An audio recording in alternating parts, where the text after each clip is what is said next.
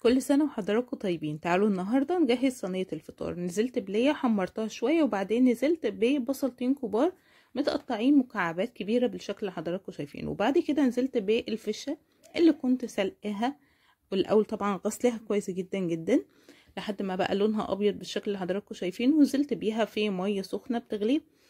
الاول عايزاها تطلع الفوم اللي فيها او معظم الفوم اللي فيها بالشكل ده كده.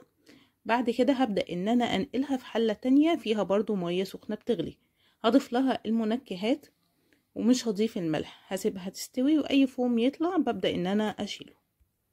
بعد ما بتأكد ان هي استوت وبختبرها بضيف لها الملح، وبعدين بطلعها تهدى شوية واقطعها. ولو عندنا طحال بنعمله نفس المعاملة.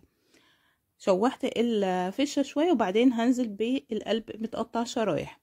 النار عندي عالية يا جماعة، مش عايزة اي حاجة تنزل مية، فبتعامل على نار عالية. القلب كده غير لونه، نزلت بفلفل اسود وكزبرة، وبعدين نزلت بالكبدة المتقطعة شرايح. انا مستخدمة كل حاجة ضاني النهاردة. ضفت بقى الملح، وطبعا زي ما احنا قايلين النار عالية.